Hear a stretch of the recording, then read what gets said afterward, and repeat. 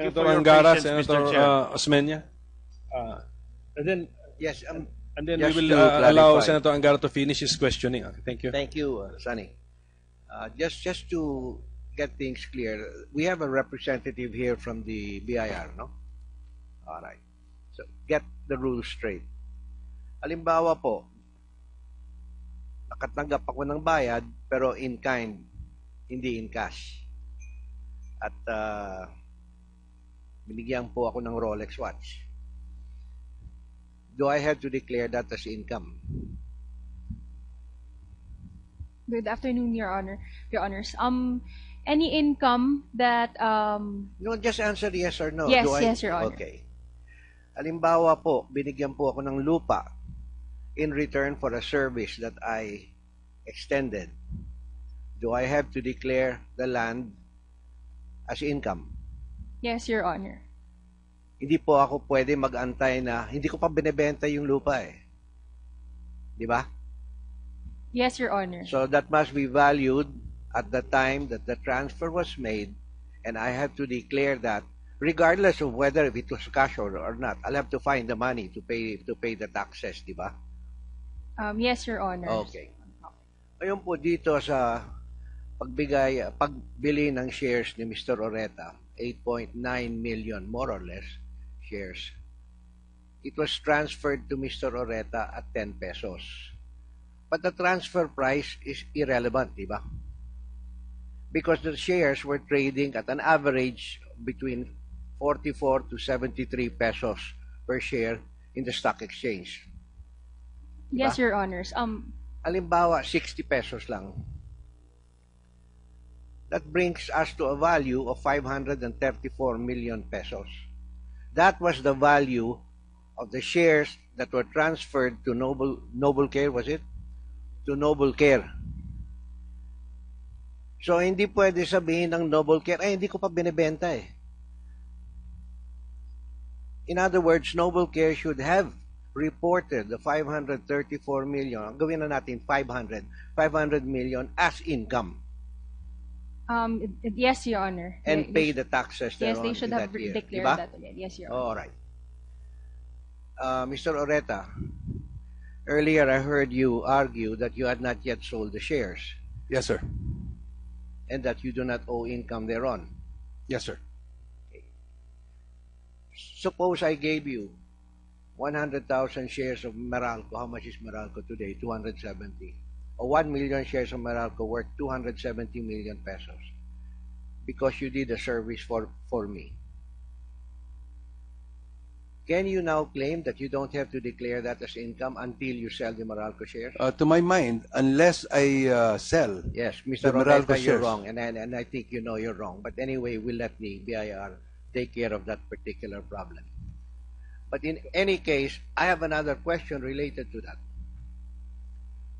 When Alphaland issued shares at 10 pesos a share while it was trading at 60 pesos, would that not be a violation of its fiduciary responsibility to its shareholders? Mr. Ongpin, perhaps I'm you not can gonna- respond. No, Mr. Senator, it would not be. In fact, the numbers that being bandied around here are simply incorrect. Those trading values were several years ago. At the time that we were suspended for trading, Alphaland shares were, as a matter of fact, trading at 17 pesos 50 centavos, not nowhere near 60. I wish they were, but they were not. All Now, right. today we are not listed. And we have just released our audited financial statements. The net book value per share of Alphaland is 24.60, 24 pesos 60. And at the time that those shares were issued by the corporation to Mr. Oreta, there were many transactions that were undertaken by Alphaland at 10 pesos. Allow me to interrupt you, Mr. Ongpin, because I just asked a simple question. Now, you're saying that the value today is 24 pesos. When you were last traded, it was 16 pesos. That is not 17, Mr. 17. Chairman. That is irrelevant. I'm talking about the value when it was transferred to Noble Care. That is the declared, or that should have been the declared value at the time that it was done. Now, we have records that it was trading within a certain time period at between 43 to 73, 44 to 73 pesos. I just took an average of 60 pesos. So regardless of what it is trading at today, it could be below zero for all we care. But when the shares were transferred to Mr. Oreta's company, it was trading at an average of 60 pesos a share. Mr. Senator, may I respond? Yes, Chair? please. Go ahead, sir. Go ahead. When the shares were issued by Alphaland to Mr. Oreta, Alphaland was not yet listed. So, to When say, was Alphaland listed? Just give us a... what is the exact date?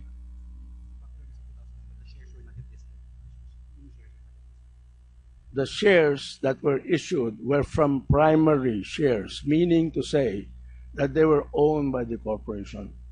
And we were selling No. those shares. You said it was not yet listed. So we will It was not listed. That's why we valued it at the at 10 Oh. pesos. As where Or all you of the mean to shares. say they were unissued shares? They were from unissued, yes. Primary issues.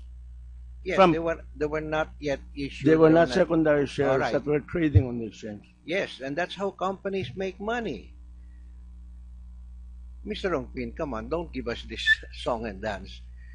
If I want to raise money and I own Ayala and I issue new stock, I will sell it at the market rate. I'm not going to sell it at par value. Nobody in his right mind would sell it at par value. So Ayala will sell it at 100 pesos or whatever their shares are trading at. They would be violating, if they did that, if they sold it at 10 pesos or whatever their par value is, they would be violating their fiduciary responsibility to millions of shareholders. Sabi niya, bakit advantage sa kanya? Ba't mo binibenta sa kanya at 10 pesos when if I buy in the market, I'll have to pay 100 pesos?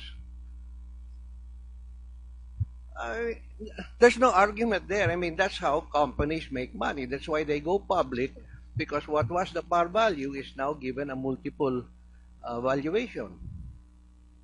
Mr. Chair, at the time the shares were issued to Mr. Oreta, Alphaland was not yet a listed share. Mr. Ongpin, I ask you, when were they listed? Because we have records here PSE is on here, what sir. it was being traded at the time that the transfer was made.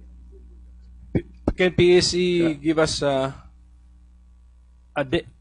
factual information? When was Alphaland listed? The stock exchange? Good morning, Mr. Chairman. The Alphaland actually did a backdoor at the what do you call Would a you backdoor speak transaction. into the mic, please, Mr. Sikat, because we can hardly hear you. Thank you. Good morning, Senator.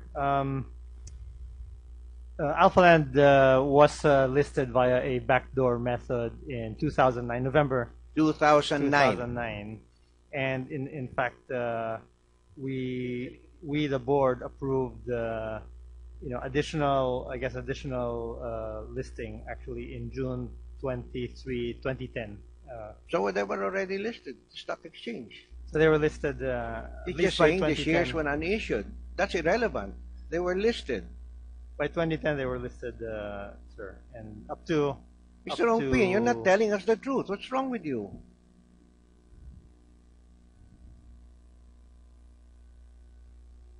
Anyway, we'd like the BIR to look into that because obviously Noble Care got X amount of shares at a cheap price when the actual value was something else, 5 or 6 times more.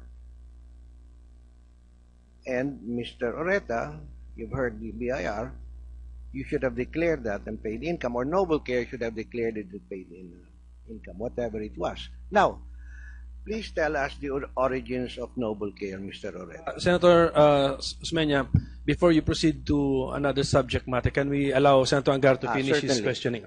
Thank Senator Angara is once again recognized. Thank you, Mr. Chair. Just to pursue maybe some of yung mga natanong na. Balik tayo sa Boy Scouts. I think yung huling tanong ko sa iyo was tungkol dun sa podium, no? Yung podium, isang floor ang hawak niyo doon. Isang floor. Magkano ang valuation niyo doon? Kasi may valuation ang mga taga Alphaland. I'd like to know, are you relying on their valuation? If I'm not mistaken, per the latest valuation that we got, because they're the developer po eh. Oo nga. Kami yung partner lamang. So, pero we would like to... kasosyo nyo sila eh. So, dapat may ang idea value kayo. po ng third floor, the entire of it, as communicated to us, is at 431 million. Kayong gumawa ng valuation na yon? Hindi po. Yun po yung... Kasi hiningi nga po namin sa kanila. And therefore...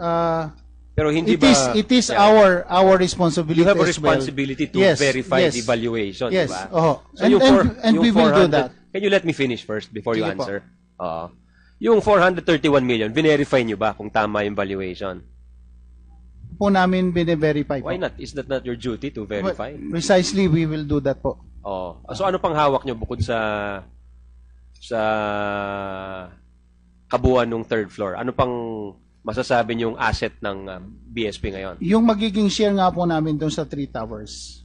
Which is what? At saka yung Kasi share sa ngayon, namin. hindi pa natin ma-picture, kumbaga eh. Ang alam lang natin, may 15% kayo. But what actually is that 15%? May narinig akong mga parking slots kanina. Opo, 15% din po kami doon. So bukod nga doon sa ano yung 15% na yon? Ano yon? Ayun po yung units doon sa... Ilan 3 units? towers. Ilang square meters? I don't have the... Let me see if I have the figures here right now.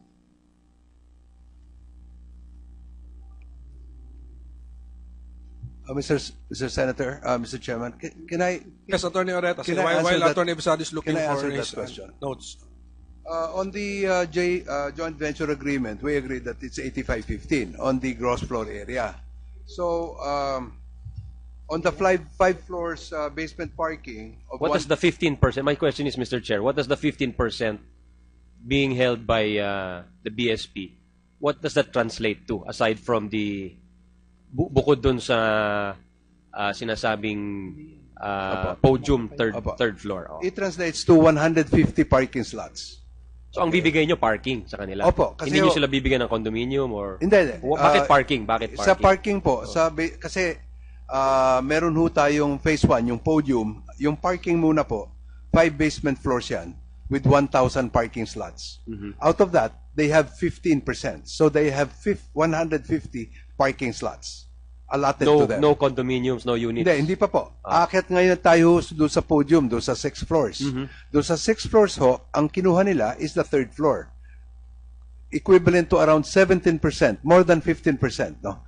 Pinayagan na namin yon, 17% po ng podium. Okay, can we have a clear answer, Mr. Chairman, as to what actually that 15 or 17% represents? It represents... Can I have an enumeration? 1, it represents this. 2, it represents this. So Opo. 1, it represents the third floor of the podium. Secondly, what does it represent? It represents the 150 parking slots of the basement parking. And number 3, it represents 9,208 square meters in the 3 towers. How is that divided up? Ano ho yan eh? We are talking kasi under the agreement po, we are supposed to agree on ano ba ang kanila, ano ba ang pipiliin nila. So we have been talking. Nag-uusap po kami with their team. When is the deadline to decide what? Wala naman pong deadline. Kaya lang siguro they're looking at it na kung paano gagalaw yung mga towers at saka kung ano ang Pag benta. nag-uusap kayo, sinong kausap mo? Ang kausap ko po si Mr. Abisado, si Kayong Mr. dalawa lang? Hindi po. Team ho sa kanila, tsaka team din sa amin. Ang sa kanila is Mr. Abisado, si si Obet Pagdanganan, si Jun Anyag, si Rickit Lagdameo, tsaka si Max Adralin. Yun po ang team ng BSP to speak to us. Ang sa amin naman ho, I have Pongpon Ferrada, I have the engineers in our team of Alphaland. You confirm, Mr. Oreta, since you took the floor already.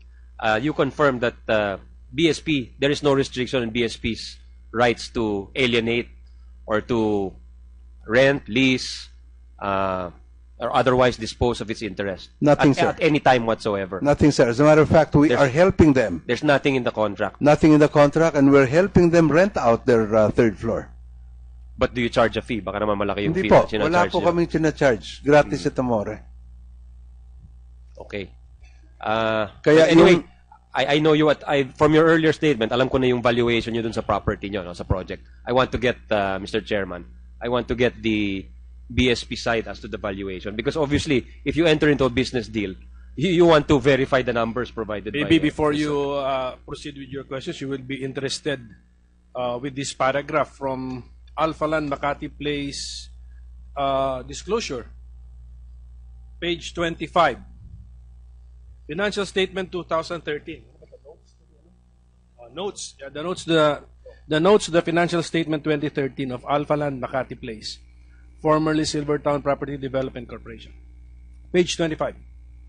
Determination of BSP share. Diba? Yeah, that was your question, huh? Based on the current planned allocation in determining the 15% share of BSP on the project, BSP a share consists of the BSP Convention Center, located at the third floor of the podium, as stated by Mr. Attorney Reta, and a portion of Tower 3 and parking spaces. Period. Prior to 2013, BSP share consists of the BSP Convention Center and a portion of Tower 1 and 2. Period. So nagbago. So, Senator Angara, so that this is probably When did that part change, of the Mr. information Chairman? you When did that change from... We will ask them. Oh. When did this change? No, this is what happened, to tell you the story. When we first entered into the agreement, the general consensus of Boy Scouts was to have 15% of the 3 towers. And then, when we were meeting, they were thinking of converting since they chose the third floor because they wanted a contiguous property. Siguro, they were thinking of putting up the regional offices of the Boy Scouts as a convention center, and at that time, they were thinking of bidding for the World Boy Scouts headquarters, which was in Europe at that time, too expensive. So they wanted to bring it here. So at that time, they wanted to get the whole of the third floor. And then, noong nag-uusap po kami, sabi nila, it might be to their advantage if they get units in the third tower so that they can offer it as accommodation to the people who will be attending the conferences. That's the reason why there was a change to the third tower, Mr. Chairman. Senator Angara? Thank you, Mr. Chair. Meron na ba tayong sagot sa panig ng BSP as to the valuation of your holdings? As I've stated earlier, Your Honor, we will commission. No? So wala pa kayong Independent valuation. appraiser. Parang tinatanggap niyo na lang kung sinasabi ng Alphaland sa inyo. Hindi naman po. That has to be validated. No? And therefore, what we're saying is we have to go to the process At as the well. very least, I think you owe that to your stakeholders to make sure you're getting good value, di ba? Opo. I think that's the thrust of I everybody's totally agree with you, questions Your here. Honor. Oo. Baka nakalimutan niyo yung relationship na yon, na you have to make sure you get the best deal. So, you have whatever values are given to you. Aminado ba kayo na may obligasyon kayo na questionin yon, Opo. scrutinize yon? Opo. Mr. Chairman, can I also Attorney Oreta, answer, sir? On those valuation, for example, the third floor, we're not picking, getting figures from thin air. We have valuation to support our claim. For example, the third floor is right now valued at appraised at 200,000 per square meter, and we have that appraisal. That's why these are the basis for our valuation. We're not valuing it ourselves, Mr. Chairman. We're getting independent appraisers. Yes, but we know how these appraisers sometimes work, Mr. Oreta, Mr. Chairman. they tend to be favorable towards the one paying for the appraisal. I mean, not to question the integrity of that profession at all, Mr. Chairman. But I mean, you know, the way things work, it's just the way credit ratings work. That's why credit ratings agencies in the U.S. were fined, because they were giving favorable credit ratings to those who were asking for the favorable credit ratings. Anyway, that's an unnecessary aside, Mr. Chair. I just wanted to remind the BSP as to their obligation to their stakeholders. You must be sure when in your decision-making process, you always have that their interest at heart. Anyway, pursue ko yung point ni Senator Alan kanina. Kailangan kapos ba ng pera ang BSP? Hindi naman Anong po. state ng financials nyo ngayon? Hindi naman po. Right now, we have over 100 million in the bank. In cash. Opo, in cash. Okay. So, does that include the 7 million paid as rentals? Opo, of late, nakasama. So, may po siya. 93 million kayo as of what date? As of February 12, if I'm not mistaken, Mr. Chairman. February 11, Mr. Chairman. In fact, I have the figures here. We are right now maintaining our accounts with Land Bank, Philippine National Bank, Philippine Postal Savings Bank, and Development Okay, Bank. that's okay. It's okay. I don't need to know the accounts. No? Pero ang tanong, nakukuha ba yan ng Boy Scouts? Pag may jamboree, pag may lakad, maluwang ba kayo? Baka naman. Hindi po kami kumikita sa jamboree. Hindi, I did not say. Hindi, kasi there's no statement na kumikita kayo. Ang tanong ko, hindi, pag kasi sinabi niyo po nakatulong ba kayo? Nakikita, nakukuha niyo ba yan sa mga jamboree? Hindi, wala akong sinabing. That's not my statement. Sige po, Sabi ko, pag nagkaka-jamboree, nagbibigay ba kayo ng pera? For example, pag may pangangailangan ang Boy Scout, linawin ko lang, Mr. Chairman. Meron po kaming subsidy sa host council. Okay. So let's say in 2013, 2014, magkano ang dinisburse nyo for Boy Scout activities? Ang usual na budget po namin sa host council is 100 per boy. Per participant. Yun ang binibigay po namin 100 na pesos subsidy. per boy. Opo. Per day? Per day ba yon or per activity? Hindi po. Per participant po. Nga, pero on what basis? Kung maraming araw yon. Hindi po. Regardless of how long the activity Opo, is, 100. Opo. Basta 100. Opo. Okay. Mr. Chair, I'd like to, in future hearings, I'd like to follow up on the valuations of the BSP to make sure that Sige po. the interests are protected going forward. No? Pero as of now, I'm satisfied. Thank you. No. Mr. Chairman, just to Attorney clarify lang din po, no? I would like to take exception doon sa sinabi ni Mr. Mercado that the reason why we entered into the joint venture agreement is precisely to give 1 million each to the councils. No? In fact, previous to that, nagkaroon na po ng maraming desisyon patungkol dyan. If we sell the property, no, lamang dito ngayon, sa decision ng 2008, na siya mismo ang nagpresenta sa annual council meeting, sinabi nga niya, i-invest natin. Ibig sabihin, kung kailan mamonetize yung investment, saka magkakaroon ng distribution. No? In the meantime po kasi, siyempre, kailangan i-monetize mo na yung share namin doon sa investment. And when that happens, babalikan po namin yung decision ng council, ng National Council, na dapat mag-share talaga sa mga council. So, hindi po kami tatalikod dyan sa commitment na yan po. Okay, Senator Osmena is recognized. Thank you, Mr. Chair. Attorney Abisado, taga Davao ka ba? Yes, sir. I think we've met before. Yes, sir. Nakasulat po rito sa listahan namin na Assistant Secretary for Housing and Urban Development Coordinating Council po kayo. That's true, Your Honor. That's your current appointment. Yes, sir. And you're also Senior Vice President of the Boy Scouts of the Philippines. Yes, sir. Is there an intervening level between Senior Vice President and President of the Boy Scouts? Meron bang EVP? Wala po. Wala na. So, after you, above you, is Vice President Binay. Yes, Your Honor. So, sa ngayon po, ikaw ang deciding, ikaw ang nagdi-decide sa itong mga arrangements pa na medyo hindi pa na nailed down. Hindi po. Okay. It's always the National Executive Board. No, it's only subject to the approval, but you make the recommendations.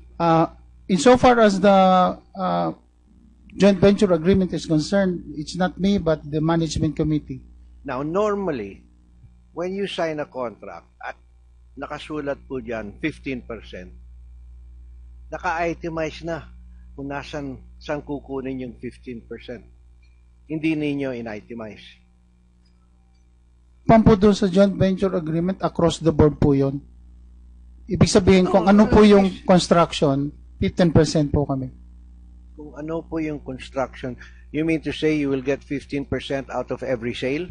Hindi po. No, sir. Doon sa gross floor area, doon sa itatayong mga buildings like the podium. So, the Boy Scouts will take title to the units that it identifies. Based on the agreement, because there's a Just management answer yes or team. no. Yes.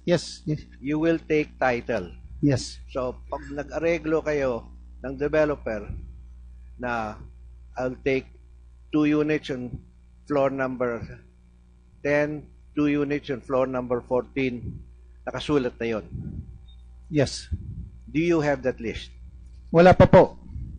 No, but normally you do that when you approve the plans and sign the contract. Kung hindi, malulugi kayo. Hindi po, it's in the, it's in the joint venture agreement that the two groups will have to agree on the method of selection of the share. That is a weakness in your arrangement. Because normally, in the joint venture agreement, nakasulat na kung anong units pupunta sa landowner. So here you have left the Boy Scouts open to being shortchanged. I respect your... Kung ang binigay sa iyo, well, you want 15%, I'll give you 15% of the third, fourth, and fifth floors, for example. Pagkatapos, mas mataas po yung price per square meter sa upper floor. Siyempre, yung mga penthouse, matataas yun. Opo. We are conscious of that, Your Honor. That's why we keep You're on conscious, but you haven't meeting with them. nailed it down. They're already about to finish, and you still haven't nailed down what units come to you. We will push for that. You will push for it. Yes, because the Mr. building is Oreta. going to be finished by December. Yes, sir. These are normally laid down even when the contract signing is done. Why is there such a delay? No, the delay is not. What we agreed upon was that we were going to meet. Kasi at that time, sir, hindi nila alam kung anong kukunin nila. It was a moving target. So ang ginawa namin, we agreed that we were going to form a committee so that we would meet. Yeah, that's that already committee. 2 years. How long has your construction been going on? 2 years na yan, di ba? Mga 2 years na. Yeah. Pero we've been meeting eh.